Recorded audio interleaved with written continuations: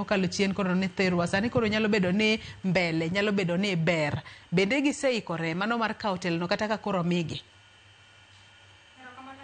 Poda feel ni rowere poko ikore lakini oningo gichio kech ka sani pod wawacho mag ni mondo miwa spaces to one the larger demographics sano ningo beni vijendo se organize magimbe gida ka koro ginyalo bagain koro ni party mae kama wambe wachope mae gima wadwaro alafu thothne idoga be kaka vijende mosewuok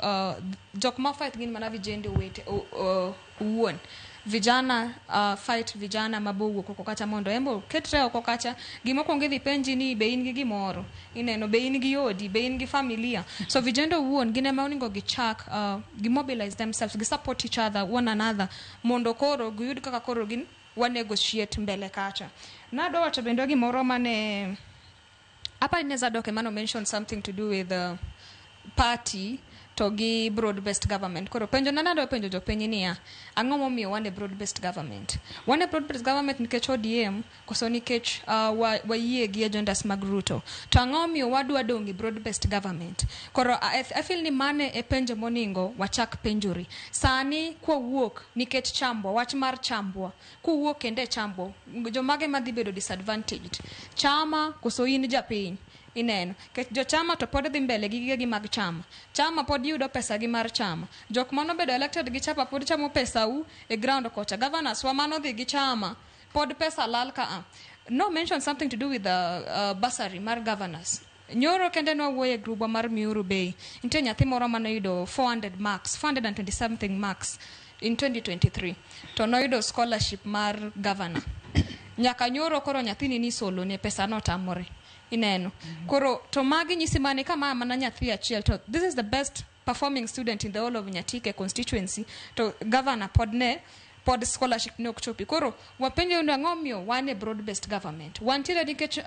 mbadi technocrats ne kacha koso wantire nikech wadwa support William Ruto to ki support William Ruto benefits mage mwayude sani kaka na wacho inyalo neno gikmikwano ni magi timore kore feel ni instead of criticizing niya wadwa bede chama koso wadwa bede broad based government en ni sani jo chama waoldi gi ura accountable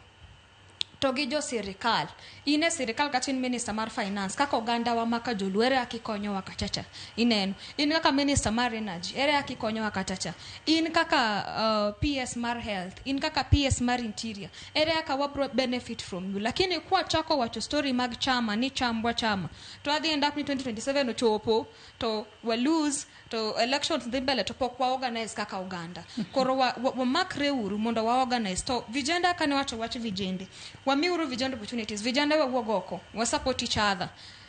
ODM nigi history nyaka nene thothne vijende bedo sideline that is the truth e party ka koro mae sama vijende bende organize mondo bed ka kuno to